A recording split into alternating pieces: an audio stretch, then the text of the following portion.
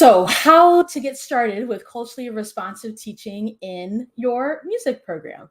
So, it's actually been really, really exciting and also encouraging to see that there's so many K-12 music teachers who are ready to let go of the old kind of ways of teaching and embrace a new, more reimagined, more inclusive, more equitable, more culturally responsive way of teaching that really reaches all of the learners that we work with. And then, of course, if we know that we need to kind of let things go, then it's always about, well, how do we figure out what to do next, right? What are the first steps, the best next steps that somebody would need to take? And so I wanted to hop on today for our next edition of our Lunch and Learn to talk a little bit about some really concrete steps to take. If you're somebody who is looking, maybe you're a K-12 music educator yourself, or you're an instructional leader who supports K-12 music educators, what are some things that you can do concretely to get started? Or what are some things to make sure that you're aware of as you're getting things going? And so that's what we're going to talk about today. First, let me make sure I introduce myself. I want to make sure I never assume that if you're here with me that you already know about me. So I'm Ashley Cuthbertson. I use the pronouns she and her, and I was a K-12 music educator teaching here in the DC, Maryland, and Virginia area. But now I am the CEO and principal consultant of A. Cuthbertson Consulting, and we're an educational consulting firm that specifically supports K-12 music educators through our various partnerships with schools, districts, organizations, and our programs direct to the teachers themselves. But we help them to be able to connect and engage learners of all backgrounds and abilities so that teachers can engage them in high quality music instruction that develops skills for both inside and also outside of the music classroom. And we do that specifically by helping music teachers implement culturally responsive music pedagogy in their programs. And so I've had the great privilege of working with music teachers all over our nation, both in person, but also virtually. And my mission really is just to make sure that all of our students have access to high quality music instruction. And I know that that starts first with making sure that their music teachers are happy, they stay in their schools, and they have the knowledge, the dispositions, and the skills to be able to implement culturally responsive pedagogy with fidelity in their different programs. So that's a little bit about me, but you're here to talk about how do we even get started, right? So maybe you're a K-12 music educator, maybe you've been following me for a while, maybe you just found me today and you're curious, like, what does it mean to get started? Or maybe you're an instructional leader and you're worried about your music teachers, they're having a hard time with implementing the priorities that you have in your school in a way that aligns with what other things are happening in your building or across your district. And so I'm going to get into 3 very specific steps. But first, let me just tell you a little bit about some things that we have going on. So if you've been with me, following me for a while, you probably know that this is a very exciting week for my team and I as we get ready to release the pre-orders for my very first book, Music as a Vehicle, Engaging and Connecting K-12 Learners Through Culturally Responsive Music Education. I am both super excited, but also a little bit nervous because now it means that it's like real, that it's coming out into the world. And so a little bit about the book. The book is basically the blueprint, I like to call it, of somebody who is just figuring out that there must be a better way to engage my learners. There must be a better way to make sure that all kids in my program, regardless of their ability, whether they come to me already with a large music knowledge background or not, there's got to be a better way. So taking those teachers from the very beginning all the way through, how do we implement culturally responsive teaching with fidelity and also in a sustainable way that does not burn teachers out, does not put extra on their plate, and allows them to enjoy their work. So it's basically a step by step. It's my full framework that when I work with teachers, this is what I take them through. But it wouldn't be me if it was just a whole bunch of strategies, right? So it's also the story, right? I didn't just wake up like this. I'm not a special unicorn teacher. I just was dedicated to making sure that I was never the barrier to my students having success. And so I get pretty vulnerable in the book, sharing both all the lessons of what the blueprint is, but also the lessons that I had to learn to be able to turn around and to share it with the teachers that I support. And so I get pretty vulnerable. I share the good, bad, and many of the ugly. You know, as I was writing the book, it felt in some ways a little bit like cathartic for me to have to think back on how far I came when I was in the classroom. I taught for 12 years before I transitioned to being a consultant full time. But also it was a little bit like, ooh, a little hairy to have to write some of the stories because I know that there were times when I was working with my kids where I didn't have it figured out, and it led to problematic things happening in my classroom. It led to upset feelings in my classroom on both sides. And so it was a little bit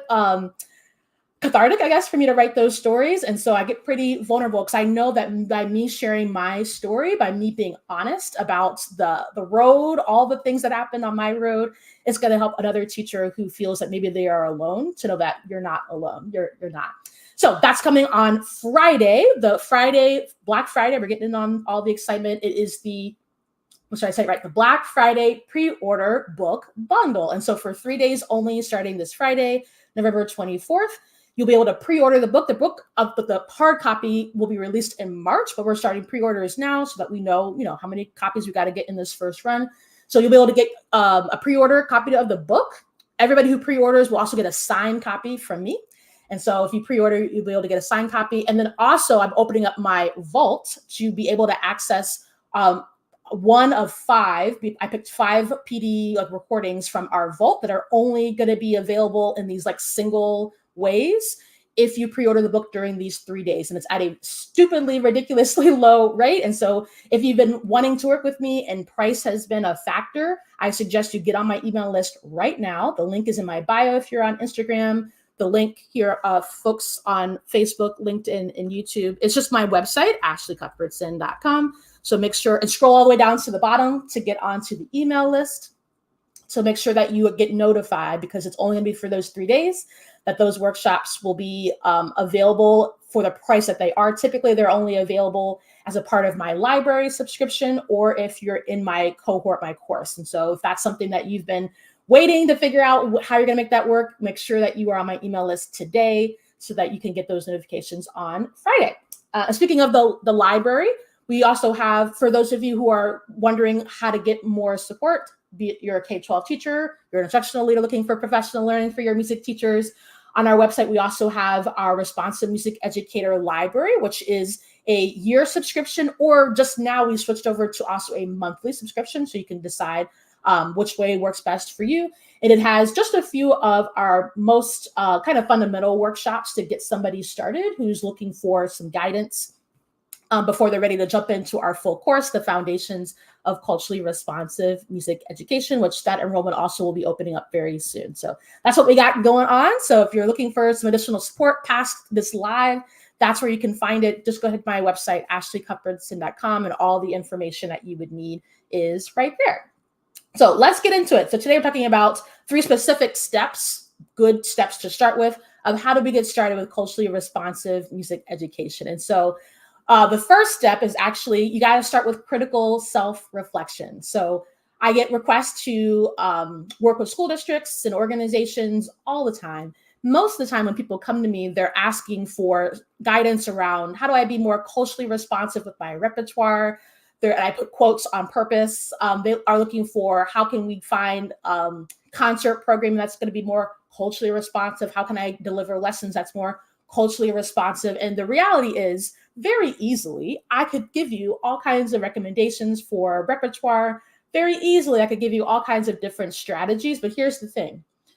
If you yourself have not done the critical self-reflection work, it actually does not matter what strategy I give you, how many Black, Brown, Indigenous, Asian composers I suggest works of theirs to you. It doesn't actually matter because you don't yet have the capacity to know even what to do with them. So the first step is to do the work. So when folks are talking about you got to do the work first, especially in relation to DEI, culturally responsive type work, this is what they're talking about. So critical self-reflection allows you to be able to know yourself first, because without knowing who you are, you can't make space for the students that you work with. So a concrete thing that you can do if you're literally just starting, trying to figure out how am I going to start this path towards a more culturally responsive music program, is to engage in critical self-reflection. That could look like asking yourself questions like, who am I? Intentionally a very wide open, broad question, because that could go any way, right? Who am I? What is my racial ethnicity background? What are my interests? What are the prior experiences that I have? What are my values? What are my beliefs? Are there any customs that I engage in? And then deeper than that, not just what are those things, who am I, but why am I that way? Why do I hold these beliefs, these ideas, these values. Why do I operate the way that I do? Why do I behave the way that I do? So you can think of yourself as like our body, our mind, our brain as like an empty phone, right? An empty smartphone. When you get the smartphone, it doesn't really have a whole lot of apps on it, right? It's got just the bare information that it needs. A computer the same way, just the bare kind of firmware, software, hardware, I don't know, that you need to get going, right? And then along the way, you add different apps to your phone, you add different applications and software to your computer. Your brain, you are actually the exact same way. So as you have grown up, lived in the world, different things are being put into your mind, into your brain, into your spirit. And so you weren't born with those things. They came from somewhere. But when we're engaging in critical self-reflection, it's up to you to figure out, first of all, what are those things and where did they come from? Because we also want to be able to understand those same things about our students. But we can't start to do that until we understand ourselves. And another reason why we need that information is because if there are parts of us that maybe need to be unlearned, maybe some values that we hold, some beliefs that we have that maybe are not going to be useful or helpful to our students, there are some things that we need to learn from ourselves, right? But if you don't even know what those things are in the first place, you don't know what to unlearn. And that leads sometimes teachers when they're working with students for there to be like cultural clashes, I like to call them.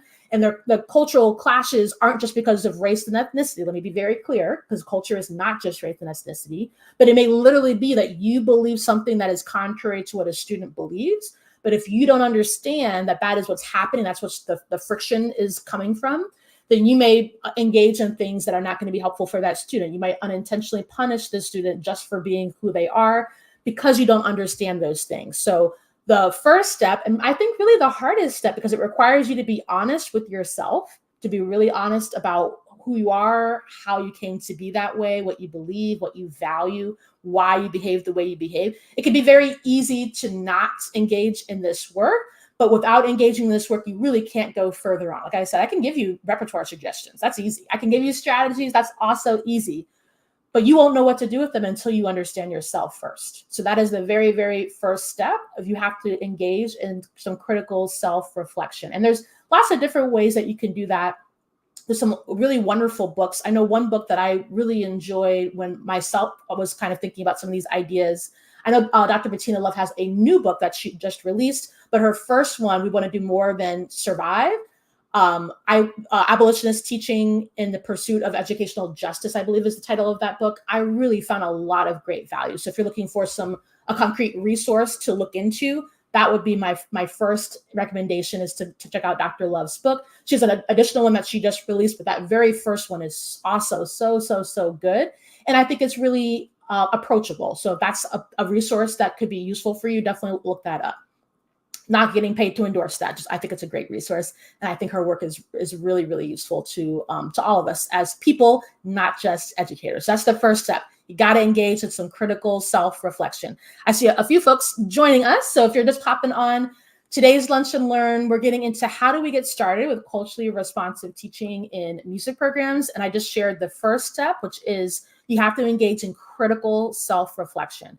Now, the second step is you have to know your learners. Now, I'm going to share this with like my pet peeve around when people suggest to teachers, especially teachers who are having trouble with just like the management and facilitation of their students in their classroom. I feel like a lot of times administrators, so not to get on your back administrators, but I feel like a lot of administrators just tell those teachers, well, just get to know your learners, just develop relationships. Like, yes.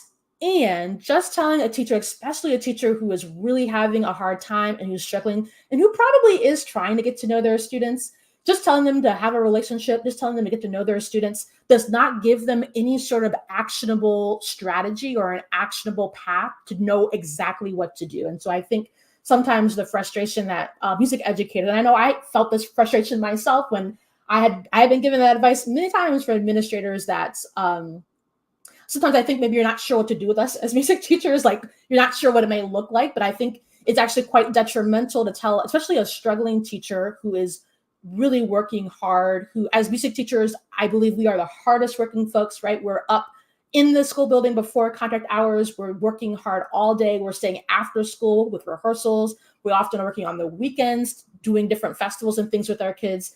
tell a teacher who's already probably burning themselves out just to keep their head above water, just have a relationship without giving them concrete steps of what to look for, how to do it in an authentic way that doesn't feel gross to the kids, I think actually that's harmful and not helpful. So I'm sorry, administrators, if that stepped on your toes at all. But as a teacher who I remember a time when I was really struggling, and that was the advice I was given, and asking that administrator, okay, can you give me some strategies? How I'm trying to do that already. Can you give me some steps? And they didn't have anything. That only contributes to the stress and the anxiety of a teacher who's already struggling. So here's what you can tell your music teachers instead of just get to know your students. We need to be clear about the levels of culture. And so when I work with teachers who we're at that step where we're learning about our learners, because to be culturally responsive means we have to know our students so that we can create instruction that is responsive to them. When we're at that step, I encourage teachers to utilize the layers of culture. So if you've seen the iceberg picture to depict culture, where there's like part of the iceberg is out, but then there's these deeper levels. Or I actually really like to use the illustration of like a fruit tree where there's apples, there's fruit, there's the branches, the leaves, and then there's the trunk and the roots. I think as music educators who are dealing in culture, because music is a facet of culture, culture is living, it's breathing. I actually like the tree depiction better than the iceberg because a tree is living just like music and culture are living.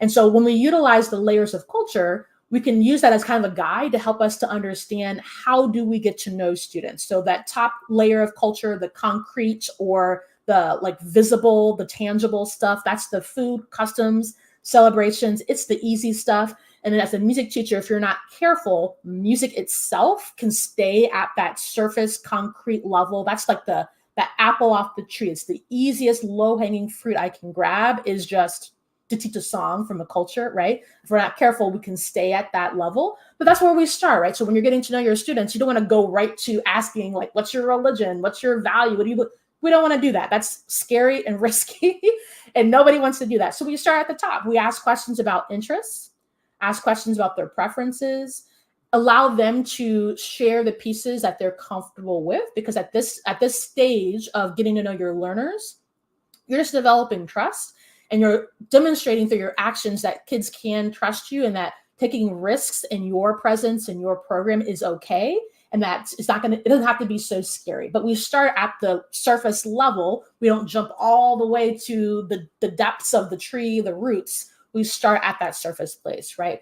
And then we have to go a little deeper because we don't want to just stay at the surface, because that doesn't actually give us, as culturally responsive educators, it doesn't give us the information we need to design a curriculum at the surface level. So then we have to go to the next layer down, which we're thinking of the image of the tree. If the concrete or surface culture is the apple, the fruit of the tree, then the branches, the leaves is the next layer of culture. This is behavioral. So now we need to start understanding the behavioral parts of our students' cultures. And so I noticed that I've said nothing about race and ethnicity this whole time, right?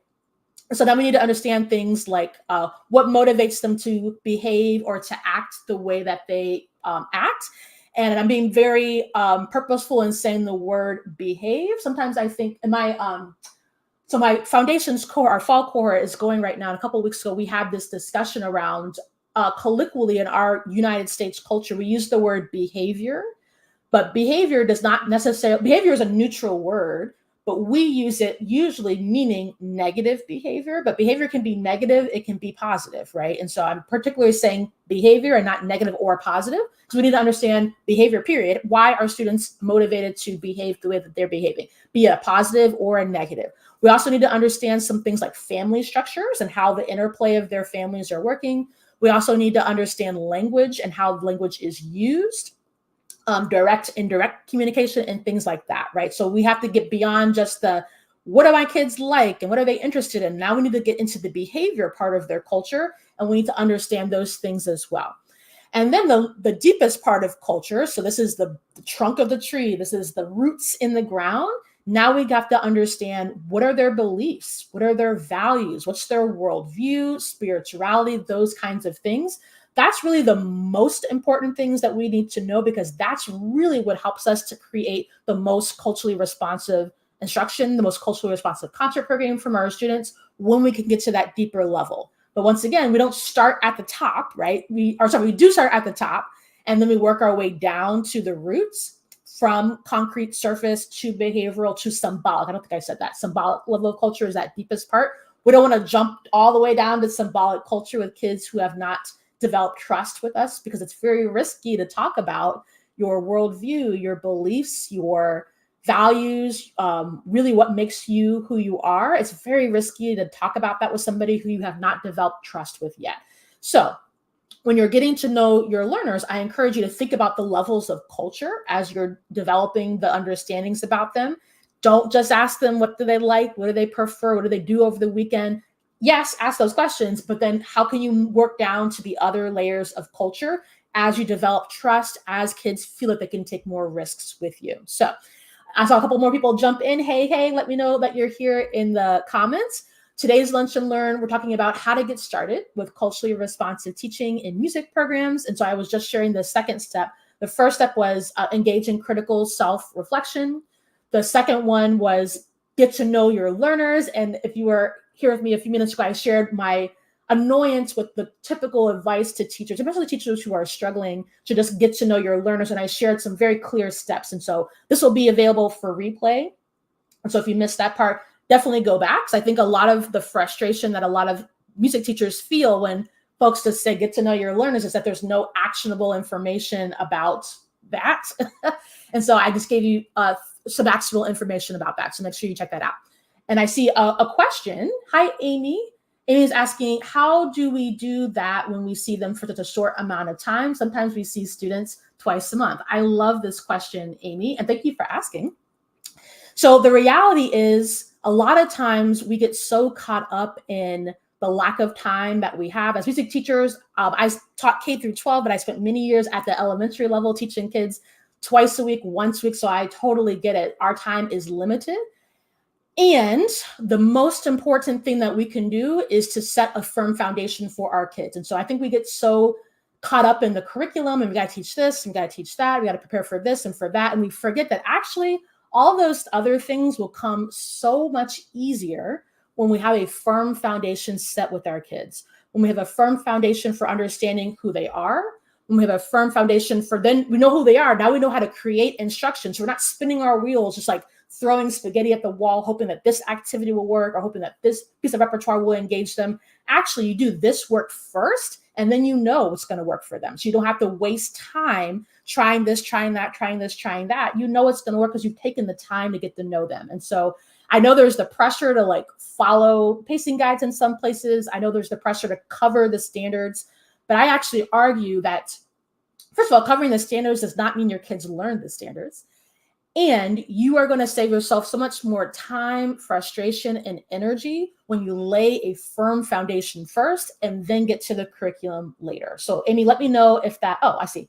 You're very welcome, Amy. And let me know if that answers your question. I know this is a common question that so many music educators, especially us, those of us who teach classes where we only see them a very limited amount of time throughout the year. Some of the teachers I've worked with, they are on like a yearly rotation where they only see kids for like a quarter or a semester, right?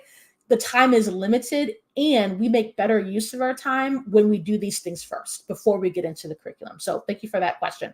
And anyone else that has questions, that's what I'm here for. This Lunch and Learn is interactive, so feel free to share any other questions. Okay, so first, 3 good first steps I'm sharing today. So the first one, critical self-reflection.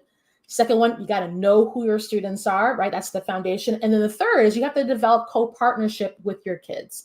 And so when I say develop a co-partnership, I mean for us as music educators, we have to stop thinking that we need to control everything. And I know that probably makes some of you feel a little uncomfortable, because the type of personality that often becomes a music teacher, we tend to be a little bit more type A. We also tend to be people who are so excited about our content, and we already know what we want to do. And that also leads us to engage in some kind of controlling stuff, because we want our kids to just have fun the way we're having fun, right? We want to kind of force them into it.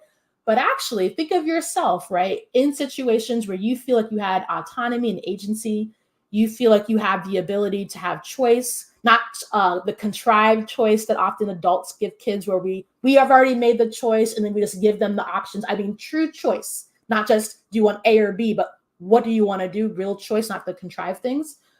when we work with our kids in that way, not only do we continue to contribute to the firm foundation for our students in our classrooms, but we also allow the kids to be able to get to a deeper level of understanding. Your brain actually needs multiple things for learning to even happen at all. One of them is to be able to feel like it has clear purpose. We allow our students to feel and know what the clear purpose in our music programs are when we co-create it with them. When we are the holders of all the knowledge, all the decisions, all the deciding how the rehearsals are going to go, what repertoire we're going to play. Like when we decide and we hold all of those things and our kids have no input, no part of that process at all, it gets to be a little bit hard for them to see the true meaning and the purpose of what they're even doing. Right now, of course, we know that there are some students that we could be doing backflips on the stage and they're going to be with us, right? But I'm not just talking about the students for whom they're already on board. I'm talking about the students that we often miss in our music programs, the ones we often don't see because they don't see themselves. They don't see a way for their voice to be contributing, and so they don't even engage at all. Those of us that teach elective courses, you most likely either don't see those kids at all because they see what you're doing and they see there's not really room for their voice, so they don't engage at all. Or you may see them kind of dip in and dip out of your program. I call those my wishy-washy kids, where like they're there, but they're like not really there. Those of us who teach compulsory classes or where we work with all of the students, you definitely see these kids. These are the ones who are asking questions like, why do I have to learn this? When am I going to ever use this again? Right? They're asking questions that to us feel kind of like offensive and like, oh, how dare you ask that question? But really what they're asking for is to be a part of the decision-making process. They're asking to be a partner with you in the learning. Now, sometimes they might be asking just to like be snickety, but most of the time what I found the kids that were asking that question, they really were. Maybe they were being snickety, but they really did also need for me to demonstrate and work with them to make it clear what we were doing.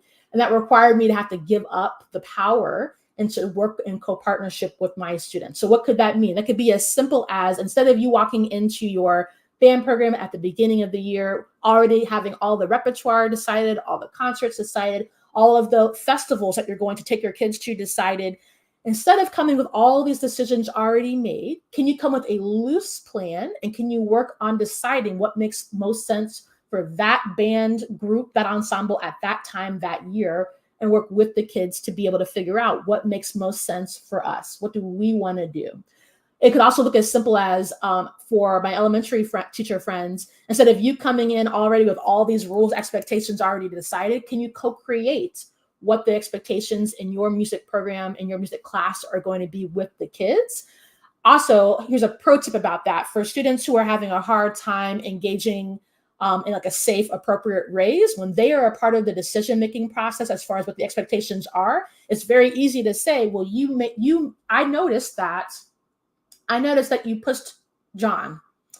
And I also know that in our class, we decided that we keep our hands to ourselves and you were part of that decision. So can you help me understand why you made a choice that I know that you know better than to make? It makes it much easier to have that discussion because it's not you coming from a place of I decided, you do what I tell you to do.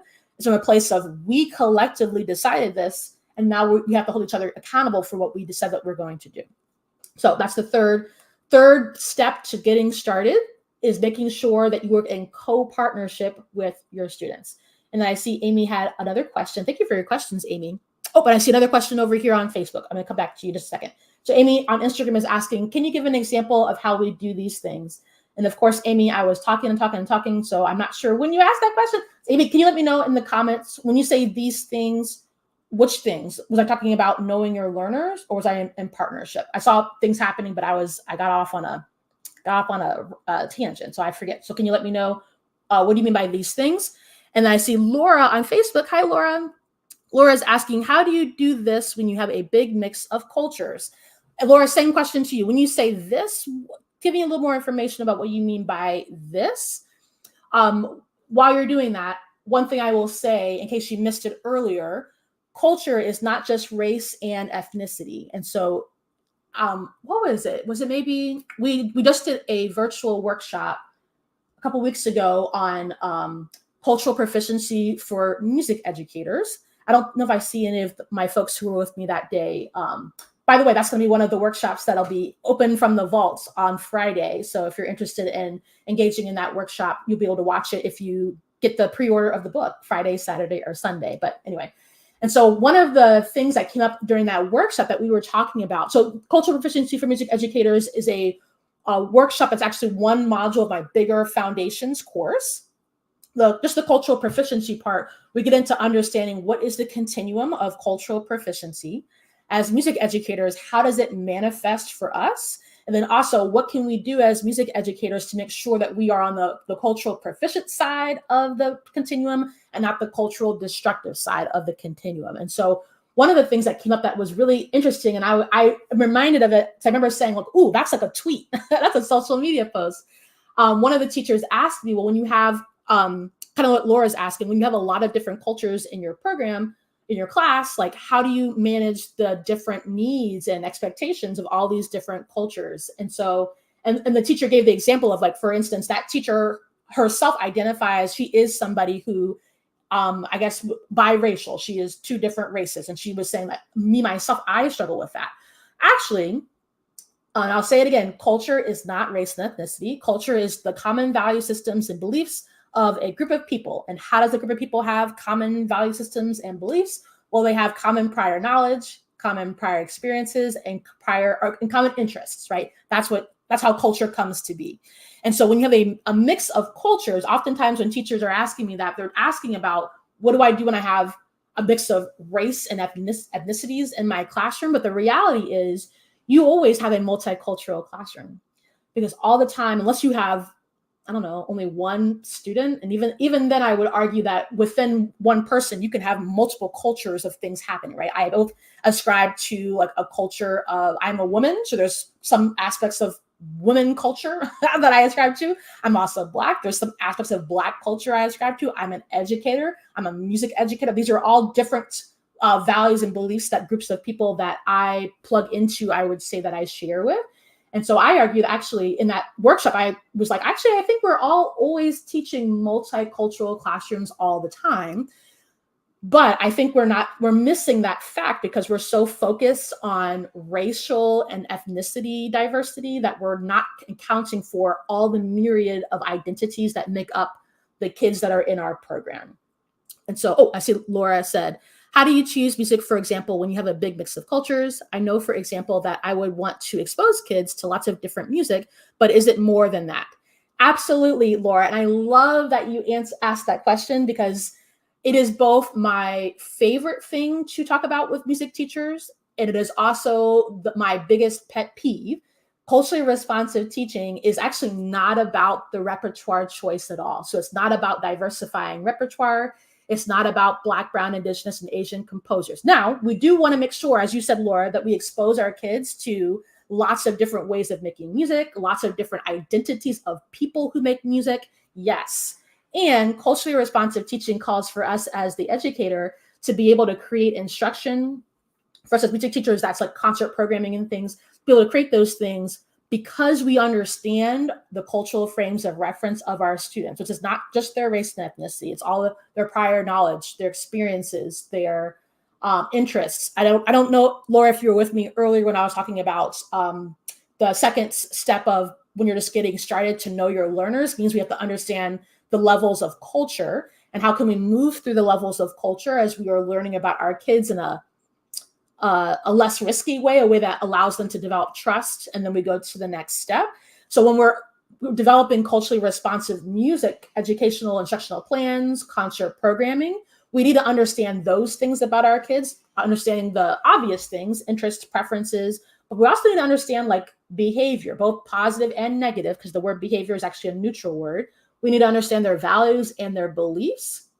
It's not just about their race and ethnicity. And so we want to expose them to lots of different things, but it's important that we don't fall into the trap of thinking that because I programmed music from Mexico or because I programmed a gospel piece, that now I'm being culturally responsive. You're being diverse, which is wonderful, but that's not actually culturally responsive teaching. Laura, let me know in the comments if that answers your question. And Amy, I don't know if I lost Amy. Amy asked, can you give an example of how we do these things? Amy, let me know when you say these things. I wasn't sure where your question popped up, so I'm not sure which step I was on. So let me know, Amy, if you're still there. Okay, great. So those are the three steps I wanted to give you today. How do you get started with culturally responsive music teaching in your music program, first you have to engage in critical self-reflection. And if you missed that part, I'm going to save this on all the channels so you'll be able to go back and listen to me elaborate. So first, critical self-reflection.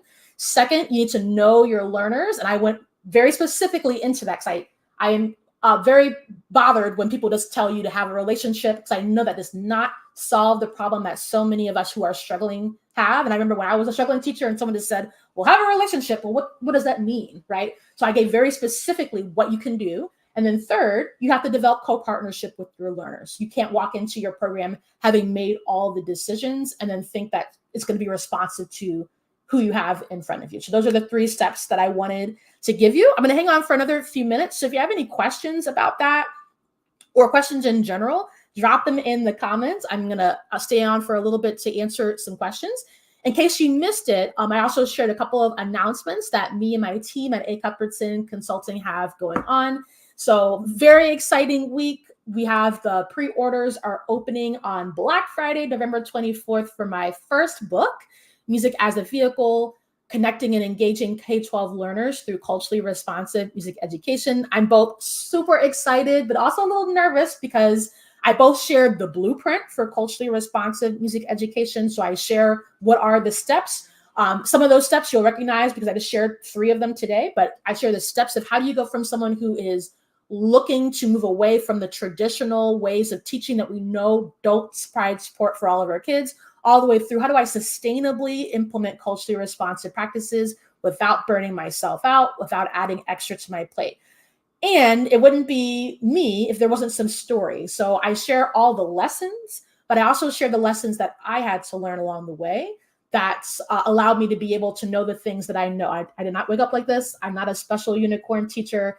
I just was committed to doing the work so that my kids had nothing less than the best from me when I was in front of them. So I'm excited for you to have the full thing, but I'm also like, oh, the stories. I mean, I share the good, bad, and the real ugly of times when I did not have it right. And I shared those stories because I know, even though it makes me uncomfortable, I know that sharing those stories is going to help somebody else be able to know that they're not alone, and somebody else to know that it's okay to be in the pit of trying to figure it out, that there is something on the other side. And I'm literal living proof that it does get better when you commit to this kind of teaching for your kids. So we are doing a very special Black Friday book pre-order bundle, a lot of words, just this Friday, Saturday, and Sunday. So if you're listening to this after Sunday, November 26th, pre-orders are still open, just the bundle is not going to be available. So the bundle is, I'm opening my vault of on-demand, the asynchronous PD sessions that we do both from my library, so the modularized ones, but also just the replays of some of our recent ones, so that cultural proficiency for music educators, that's one of the 5. The 5 are cultural proficiency for music educators, arts integration, which is one I did quite a while ago and has been locked in the vault ever since. So I'm looking forward to having some people be able to engage with that one. Our cultural responsive music education 101 module, creating a sense of belonging and selecting repertoire through a culturally responsive lens. So Laura, if you're still with me, that last one, the selecting repertoire through a culturally responsive lens, that might be one that you're interested in. So when you pre-order the book on Friday, Saturday, or Sunday, you also have the option to bundle it with one, not all 5, one of those workshops that I just shared. They normally go for not the price that I'm letting them go for on Friday, Saturday, and Sunday. So if you've been waiting to work with me and price has been the barrier, get on my email list right now. The link is in the comments. It's in my bio on Instagram. It's just ashleycuthbertson.com. Get on the email list right now because you're not going to want to miss it if price has been the reason why you have not engaged in our programming. So that's coming up. Super excited. And then pre-orders will be open indefinitely. Well, not indefinitely. The book comes out in March. So pre-orders will be open all the way till March, and then it'll be open. It'll be open. Yes, Laura. Yeah. And Laura, I don't remember if you're on my email list or not, but if you're not, definitely get on there right now because you'll definitely want to take a look at that workshop. I don't go all the way through the whole process, but it definitely answers many of the questions I know music teachers have around how do I select repertoire through the lens, because there's no such thing as culturally responsive repertoire. All repertoire is responsive to whoever it is that created it, right? So yes, definitely, Laura, make sure you get on the email list if you're not already on there, because that'll just be available Friday, Saturday, and then Sunday. And then it goes back in the vault Actually, that workshop is one that's in my library. So the library is open all the time. So if you want to subscribe to it, we just opened a monthly payment option for the library. There's 3 workshops in there right now, and then we have a plan to add the cultural proficiency in one in probably January or February. The library is always open all the time for school district orders, but also for individual teachers. And it's just on my website, ashleycuthbertson.com. And the other thing I wanted to say to you was, so if you're looking to get deeper than just my lunch and learns, just the few workshops that I do from time to time, if you're really ready to dig in, I also invite you to get on the wait list for the next cohort of our foundations course. This is a live course that we just did. We're in the midst of our fall cohort. I'm sorry if you're hearing the people are mowing the lawns outside. Sorry. The fall cohort is happening right now. We're getting ready to finish up. It's gone even better than I could have even thought. I tell the teachers every week, I was nervous about putting it online and not having some of the touch points I normally have when I do the workshops for a school district.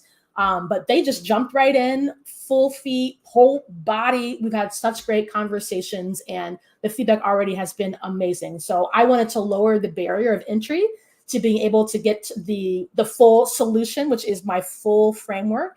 And so it's now offered for teachers to individually sign themselves up for it. We're also still available for if you want me to come to your school, your district, or your organization to facilitate the foundations.